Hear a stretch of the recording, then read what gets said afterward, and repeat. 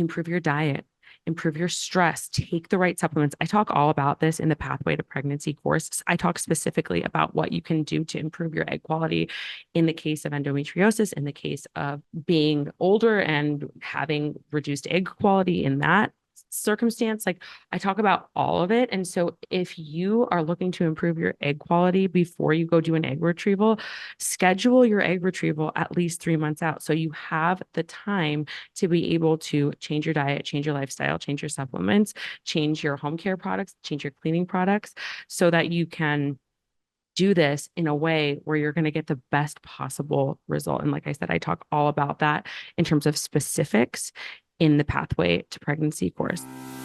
Hi, I'm Kelley Namiro. Welcome to the Balancing Chaos podcast, a lifestyle podcast where we'll talk about wellness, motherhood, and some really exciting things in between. My goal is to help you develop a lifestyle that promotes health, wholeness, and success. Through my conversations with our experts and guests, I hope to inspire you to live a beautiful, full, and joyful life as you navigate balancing the chaos.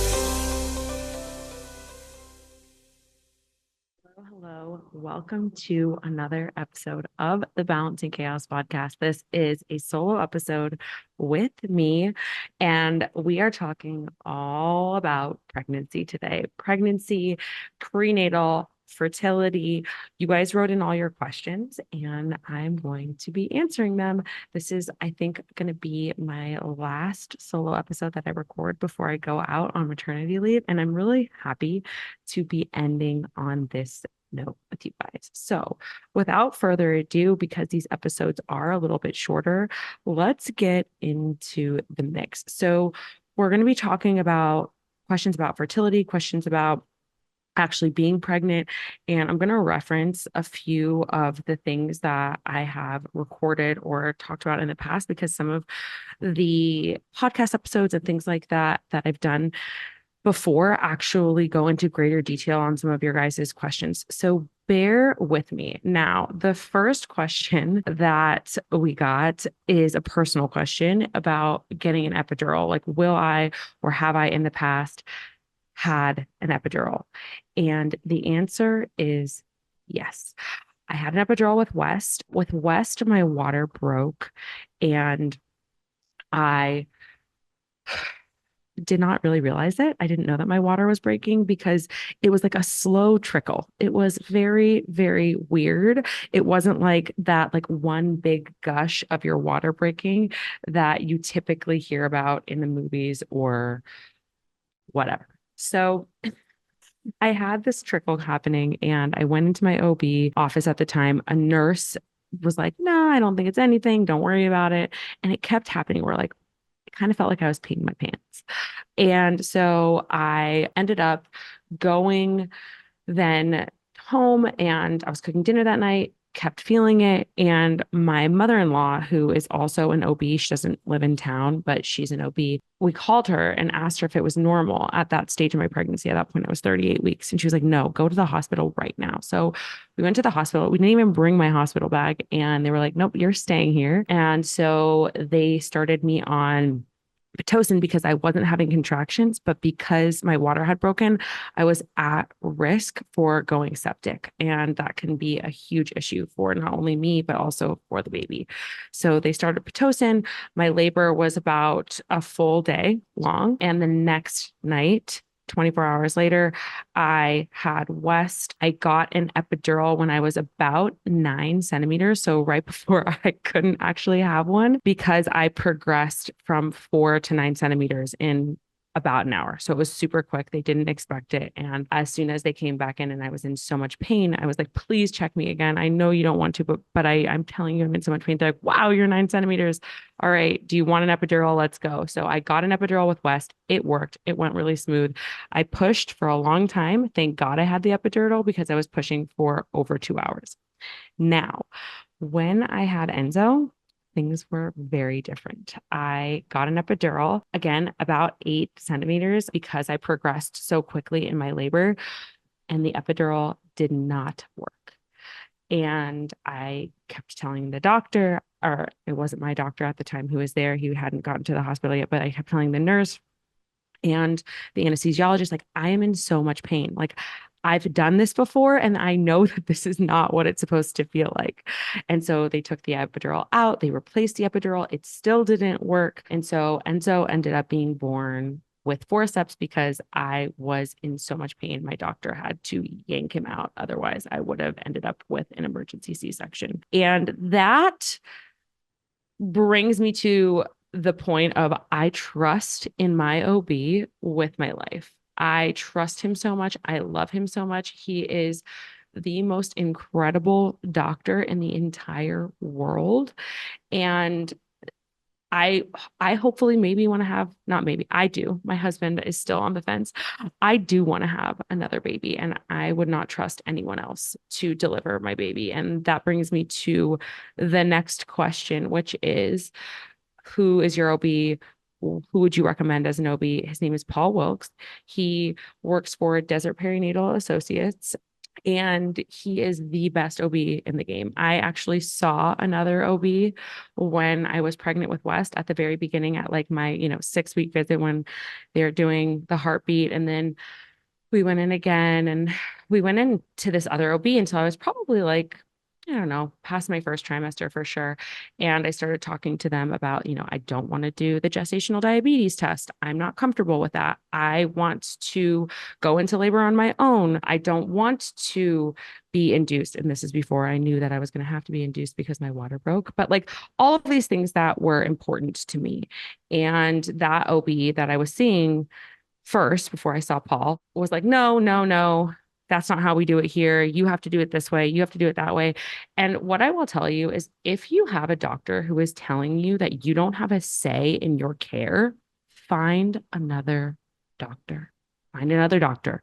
There are so many people out there, and there are people out there, whether you're in Las Vegas or not, like Paul, who will allow you to be your own health advocate, who will respect your opinion, who will be respectful of your desires, whether that comes to your prenatal care or what you want for your delivery and for your birth.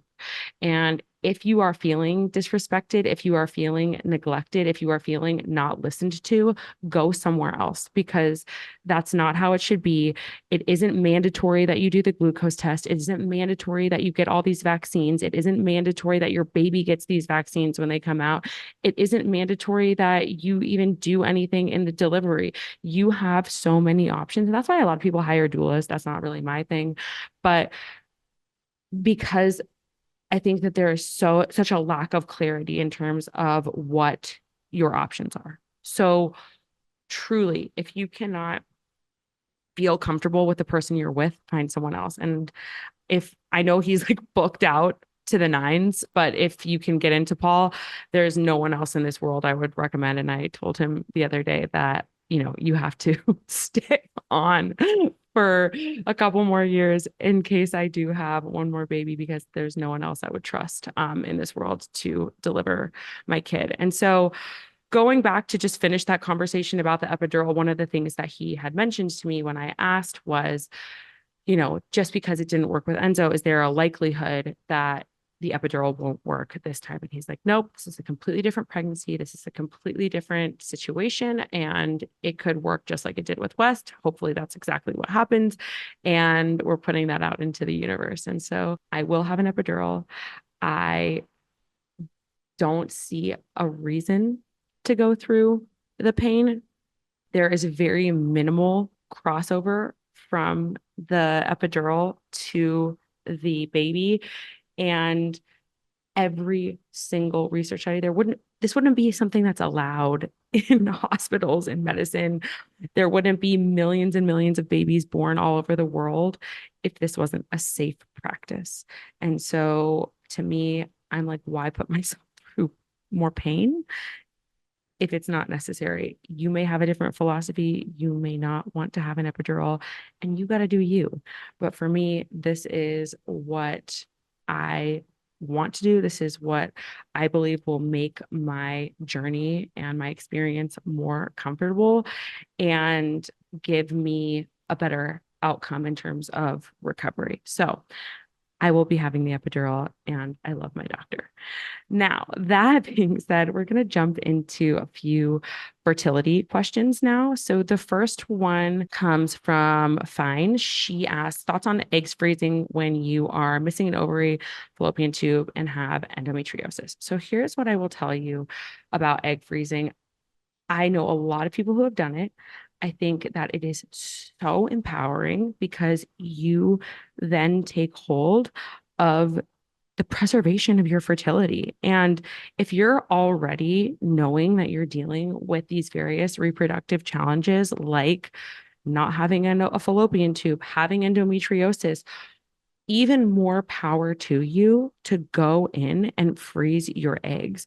Freezing your eggs preserves fertility. And like, for those of you who don't know, and I will direct you to an old episode to go listen to this episode with my father-in-law, who is now a retired, but was a reproductive endocrinologist. He was a fertility doctor for 30 plus years. There's so much empowerment in freezing your eggs and the option to potentially someday, if you want to, have biological children versus, not because you just didn't want to go through the egg freezing process. I think it's all upside. I don't think there's any downside to going through the process of freezing your eggs.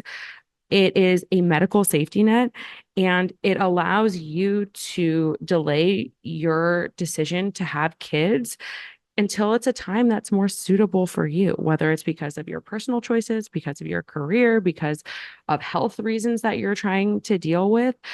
You then have this safety net. Like in cases of severe endometriosis, having frozen eggs can be this safety net for future fertility treatment. Like it is, because you never know if the endometriosis is going to get worse. You never know. Do you have to potentially have your other fallopian tube removed? Like, I think that there's no downside other than cost, which I understand is definitely a challenge to freezing your eggs. I think it's a really, really great thing. Now, when you think about the challenges that this specific person has, like reduced ovarian reserve with one ovary versus most women having two, the number of eggs that you have available for retrieval is now going to be lower, just like the number of eggs that you have every month in a natural conception environment are going to be lower. And so it's really important for you, if you have one ovary, or even if you're an older woman, to go and have your ovarian reserve assessed. Look at your AMH levels, look at your antral follicle count so that you can understand what your baseline is when it comes to your potential for your egg retrieval. When you think about endometriosis also can have an effect on egg quality and ovarian function because it's an inflammatory disease. And so working with a reproductive endocrinologist who specializes in endometriosis is going to be an important part of your process. That being said, I always tell women you have about a 90-day window to improve your egg quality. And so whatever you can do on the front end to improve your diet, improve your stress, take the right supplements. I talk all about this in the Pathway to Pregnancy course. I talk specifically about what you can do to improve your egg quality in the case of endometriosis, in the case of being older and having reduced egg quality in that circumstance. Like I talk about all of it. And so if you are looking to improve your egg quality before you go do an egg retrieval, schedule your egg retrieval at least 3 months out. So you have the time to be able to change your diet, change your lifestyle, change your supplements, change your home care products, change your cleaning products so that you can do this in a way where you're going to get the best possible result. And like I said, I talk all about that in terms of specifics in the Pathway to Pregnancy course. You also have to remember that the egg retrieval process involves stimulation. It's a minor surgical procedure. It can be very physically and emotionally demanding, especially if you're somebody with endometriosis related pain. And so you want to schedule that also in a time that's suitable for you, where you know that you can take the time off to heal, to recover, and to get through, again, that physical and emotional demand. So, all of that being said, really, again, the only downside is cost. Egg freezing can be really expensive, and a lot of insurance companies or companies don't have the insurance to cover it. And so, understanding the financial commitment is really the only downside, including the storage fees for your frozen eggs. The other thing is that for some women, when you don't go in with the right expectation, if you have a doctor who is over promising and under delivering, yeah, there's probably going to be an emotional impact. And that's why I said, go in, understand your AMH, understand your antral follicle count on an ultrasound, and know what your potential results are versus some generic potential result about egg freezing that you're finding on the internet or from a friend or from, a family member. You want to know what the real potential outcome is for you so that you don't feel let down when you get a certain number of eggs after your procedure. All of that being said, I think that when you think about improving your egg quality, like I said, I go into this in really great detail in the Pathway to Pregnancy course. And you really want to think about your nutritional intake, the levels of stress you're under, ensuring that there is proper blood flow and oxygenation to the ovaries, knowing what your toxin exposure is. All of those things are really important before going into an egg retrieval. And if you are really focused on doing things like getting plenty of fruits and vegetables, increasing the antioxidant rich foods on your plate, having lots of fiber so that you can eliminate excess hormones from your body, prioritizing good quality fats in your diet to help with hormone production, prioritizing good quality protein in your diet because you need this macronutrient to build and repair tissue, having anti-inflammatory spices in your diet. Like there are so many things that you can do just in your diet to improve your egg quality before you go into an egg retrieval. And so many things that you're going to want to avoid too. Conventionally raised animal products, refined sugars, low fat food products, alcohol, caffeine, all of those things are things you want to think about. You also are going to want to think, like I said, very much in detail about your supplements. And this is going to come down to what's going on with your specific lab work, but you're likely going to want to be on a prenatal for those 3 months leading up to your egg retrieval. You are probably going to want to be on some sort of an essential fatty acid. You might want to be on some additional antioxidants, all for the sake of, again, improving that egg quality so that you have the best possible chance of retrieving the most high quality egg that will then someday make the most high quality embryo. And then when it comes to your stress, as you go into an egg retrieval, reducing stress is so important when it comes to egg quality because stress causes inflammation and hormonal imbalances in the body. And trying to conceive on its own or going through IVF can be a really stressful time all on its own. So don't think about eliminating every source of stress in your life, but rather try to look at what you can control. I think that that's the most important. And one of the things I talk about again in the Pathway to Pregnancy workshop is it's really important to have ways to cope with stress when you're going through a difficult time like this, an emotional time, a physically demanding time. What is your outlet going to be when you get potentially bad news? What is your outlet going to be when you are going through all of the testing? What is your outlet going to be when you feel uncomfortable in your body? You have to understand and know how you're going to manage that stress so that you can turn to the proper support when it's time to do so. So I think that all of that can help a lot. You also want to think about reducing your toxic load, whether that's in your body care products, makeup, bathing products, cleaning supplies, laundry products. I talk about this in greater detail in terms of what chemicals to look out for as you are going through that process. And even if you're not going into an egg retrieval, just for the sake of your hormones and trying to get pregnant, what chemicals do you want to make sure you're eliminating so that you can improve your egg quality and your chances for conception? I really hope that you are enjoying this episode. I want to take a quick pause and invite you to come deeper with us if you're ready to explore the root cause connection to the symptoms that you're feeling. Whether you're bloated, exhausted, maybe you have brain fog, you can't lose weight. The WBK Health and Hormones course and our WBK membership and app are here to help you feel like you are empowered to take charge of your health and understand the real why behind you feeling how you do. And we give you the methods and protocols to heal with sustainable solutions.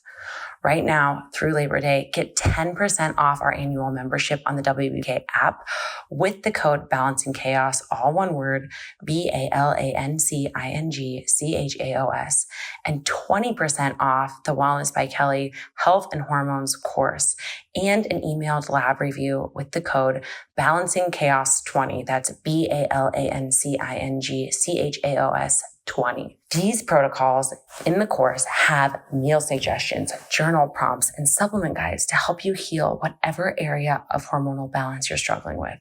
With our membership, you'll receive a library of content and new workouts, recipes, and meditations every single week to keep you consistent and to allow your body to come back to its most vital state of being. Okay, now back to the episode. Now, when you think about fertility and conception, the next question that we got was around PCOS. And Coco asks, do you think inositol is good for PCOS in terms of healing? And here's what I will tell you. While I do like inositol for conception or for like help with conception in someone with PCOS, it is not a cure-all. No supplement is. You have to be willing to put in the work when it comes to all of the other things that can help with improving your insulin sensitivity, because for most women, there really are three different types of PCOS, right? So there is the main most common type of PCOS, which is insulin resistant PCOS, which is caused by poor diet and lifestyle choices. Stress can be related to that as well. And this is the type of PCOS that inositol would be good for, and I'll explain why. There's also inflammatory PCOS, which is caused by food-related things, maybe gluten, dairy, soy, sugar, or irritating foods, as well as chemical exposure. And then there's pill-induced PCOS, which is triggered by hormonal birth control and shuts down ovulation. And it can also worsen insulin resistance and inflammation. So when it comes to holistic solutions for PCOS management and rebalancing your hormones, there's really this holy trifecta that eliminates the core issue of PCOS, and that is balancing your blood sugar, which helps to improve insulin sensitivity, eliminating inflammatory triggers, and consistent exercise, but not overly aggressive exercise. And so when you think about, again, what inositol is going to be doing, it's going to help to improve insulin sensitivity. Inositol, particularly the form myo-inositol and D-cryo-inositol, have been shown to improve insulin sensitivity, which help to manage insulin resistance, which is the most common issue, like I said, in PCOS. Inositol also helps to restore hormonal balance by reducing elevated levels of androgens, which are often seen in PCOS, and that can help to improve your acne, improve your hair growth on your face. But all of this benefits that I'm talking about now, whether that is, again, hormonal balance or helping to regulate menstrual cycles and improving ovulation or helping to improve egg quality. Inositol is also one of those supplements that I recommend for women who are working on their egg quality. Is it all comes back to the reason being it's improving your insulin sensitivity. And so inositol itself is this naturally occurring carbohydrate that plays a role in cell membrane formation and cellular signaling. And the reason that it's so popular in the management of PCOS is because that it is so good at improving insulin sensitivity. Now, that being said, If you're going to take it, you want to, again, use that form myo-inositol, decryo-inositol, and use a 40-to-1 ratio, 2 to 4 grams per day. Talk to your doctor about using it, right?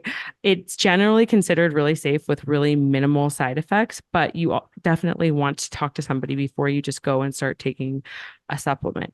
Now, that all being said, there are so many other things that you can do in order to help to improve your insulin sensitivity as a part of a holistic protocol. Because, like I said, if you have PCOS, your periods are super irregular, you're trying to get pregnant, you're not ovulating regularly every month, just taking inositol, but keeping your diet the same is not going to do the trick. I promise you, it won't. And so, how can you do that? You want to make sure that you're including healthy fats, protein, and fiber at every single meal. Those things are going to help stabilize your blood sugar levels, whereas carbs and sugar affect your insulin and cause blood sugar spikes. And so those fats and proteins and fiber, they're going to provide satiety. They're going to help curb cravings. And so please, please, please, if you're going to take inositol and you're trying to get pregnant or you're trying to regulate your cycles, also be working on your diet. Increase your fiber intake. It's going to help to detoxify excess estrogens by encouraging healthy elimination to help estrogen leave your body through your stool. So you want to make sure that you're doing that. And then if you want to think about like other supplements that you can take, inositol is not the only one that helps with PCOS. You can also take maca for hormone regulation. You can take milk thistle to support your liver. You can take Vitex to help promote ovulation and calm your nervous system. You can take magnesium to help balance your blood sugar levels and improve insulin sensitivity. So there's a bunch of different supplements you can take as a part of a holistic protocol. And I know I sound like a broken record, but I go into even more detail with this in the Pathway to Pregnancy course. So if you're somebody who's struggling specifically with PCOS, there's so much information on this in the workshop. So that's that on that. Now, the next question that we got was pregnancy safe skincare. And what I will tell you is that when it comes to skincare, or when it comes to really any products, what you breathe in, what you put on your skin, what you put in your mouth when you are pregnant are all equally important. And while so many of us eat healthy organic food, we drink filtered water, we exercise regularly, it's just as essential to consider what you are putting on your skin and what are in the products that you are spraying all over your counters, et cetera, et cetera. And I truly did not become conscious about this stuff until I got pregnant with my first son, West. And so whether it is from the decision of trying to conceive through the decision of breastfeeding, you're not only caring for the health of yourself at that point.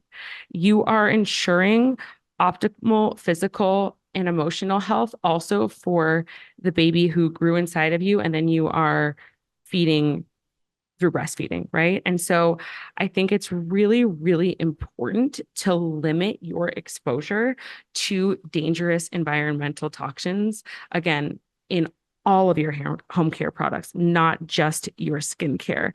And so the toxins in the air, the toxins, that you're breathing in when you go for a walk outside, that's out of your control. Pollution in urban areas from cars, from secondhand smoke, those things are out of your control.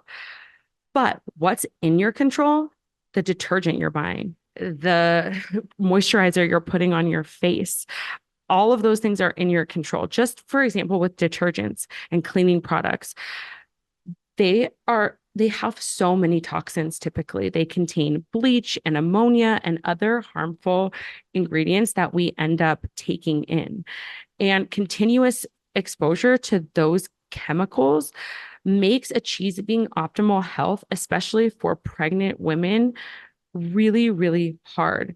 Babies are already being born now carrying 300 plus different chemicals in their body. And breast milk has been shown to be filled with a bunch of different environmental pollutants. And so it's really concerning because these chemicals, then increase the risk of the baby developing different types of cancer, diabetes, nervous system disorders, autism, hormonal imbalances. And so these young children in this youngest generation tend to have a much higher exposure to all of these different chemicals and all of these different toxins because they are coming into contact with us versus 50 to 100 years ago, these chemicals just weren't a thing. Right.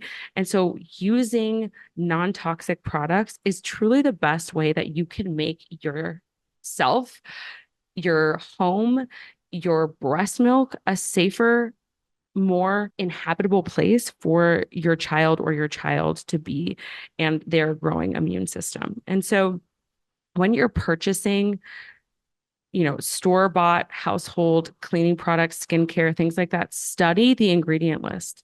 And really, you want to stay away from harmful chemicals like triclosan, phthalates, fragrance, any chemicals that you don't know what they are, can't really understand. And you want to take things that are closest to the natural source, especially when you're pregnant. So to answer this question really clearly, when I got pregnant, I started to use Tata Harper skincare. That's what I use on myself. She has a really it's called, I think, Safe and Gentle line. But when this founder, Tata Harper, when she was pregnant, she created the skincare line out of a need in pregnancy for a non-toxic skincare line. She wanted to have a line where all of the products were safe and clean and effective still at the same time, because we all want that, right? We want wrinkle prevention. We want hydration. We want pigmentation prevention. So all of her products are super effective, but they're also really, really clean and safe. There are still some that personally I stay away from because they have certain ingredients in them, like really, really minimal amounts of like vitamin A. But I know that like some people she used all of the products herself in her pregnancies. I just use the Clean and Gentle line through my pregnancy because it's like a moisturizer, a cleanser, a scrub, an oil, an eye cream, and it's really nice. It keeps my skin nice and hydrated. I feel really good about using it, knowing that nothing that is potentially even a little bit damaging is making its way to me or my baby in the pregnancy. So I hope that was helpful. In no way is Tata Harper a sponsor or does she send me free product. That is just the truth of what I use and what I'm comfortable with and what I know to be safe, effective, and clean for pregnancy. So the next question that came in was around first trimester tips. Someone saying that it's Lex Dayton saying, I'm so exhausted all the time. Lex, I just did a podcast that I will link in the show notes for you here. And anyone else in their first trimester who is nauseous, fatigued, exhausted, where I give all the first trimester tips and helpful nutrients that are needed within the first trimester that you want to try to focus on. And then the last question was from Amanda asking about tips for getting pregnant in your 40s. Now, what I will say, Amanda, is I will reference you back to the Pathway to Pregnancy course. And again, I know I've mentioned it so many times in this episode, but for somebody who wants to improve egg quality, to know whether or not their levels are normal of FSH, AMH, estrogen to progesterone. You want to know about, whether or not your antral follicle count is normal. You want to know what testing to do. You want to know what to do to improve your nutrition. You want to know what to do to improve your supplements, because oftentimes as we age, especially past 40, even past 35, right? The quality of our eggs and our chances for conception start to go down. And then past 40, there's another drop off. And so what testing should you be doing? What should you be doing with your diet? What should you be doing with your supplements? Inositol? Should you be taking DHEA? Should you be taking CoQ10, glutathione? What should you be doing? What should you be avoiding? Should you be avoiding alcohol? Should you be avoiding caffeine? How should you be supporting your stress? Specific actual tips and tools to manage stress through this time to increase your odds, things that you can do with exercise, how to reduce your EMF exposure and environmental toxins, how to just, if you have a partner who is over 40, how to have your partner increase their odds at having a good sperm count and improving their sperm motility, navigating miscarriage, if that's something that you've been through at this point.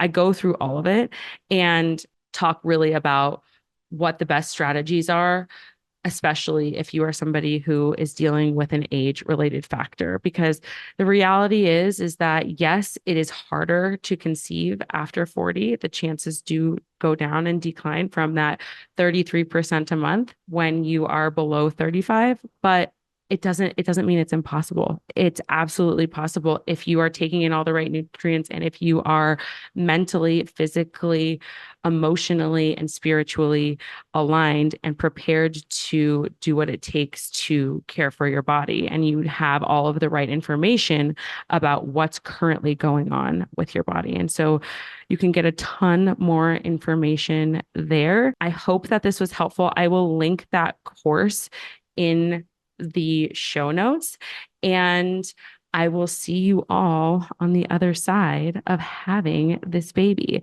So when you are going through this, whether you are trying to get pregnant or you are pregnant, what I want you to know, or you just had a miscarriage, what I want you to know is that you are absolutely in the right place on your individualized, unique path to getting your baby, to having your baby, to having the baby that's right for you.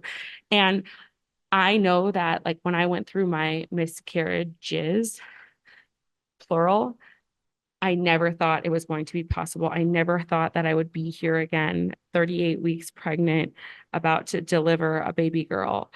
But the baby who is meant for you, the soul who is right for you, and I know I'm getting a little spiritual on you guys, will absolutely find you in the most divine timing. And if it wouldn't have been for me going through the challenges and the losses, I wouldn't have been prepared enough. I wouldn't have been in the right place in my life, with work, with family life, with my husband, to welcome this baby girl in with all of the love and space and time and energy in our hearts that we have right at this current moment.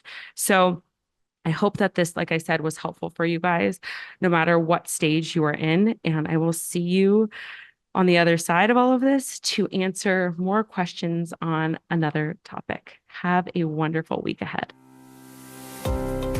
I really hope that you enjoyed that episode. You can follow me on Instagram at Wellness by Kelley, or head over to our website, wellnessbykelly.com. Sign up now for the Wellness by Kelley 7-day free trial on our app, or head over to our course and now get 20% off the course or 10% off of the membership with the code Balancing Chaos, all one word, BALANCINGCHAOS. In our course, you'll get access to an emailed lab review plus protocols built out to help you heal with whatever hormonal imbalance you're struggling with. With our membership, you'll receive a library of content with our app with low impact workouts, blood sugar balancing recipes, and mindfulness meditations, all designed to help you balance your hormones and help you feel like you are living your most beautiful, joyful, and vital life. If you like the show, please leave a rating and review. That is the best way to help the show grow and get to more listeners. We hope you enjoyed, and I will see you next week.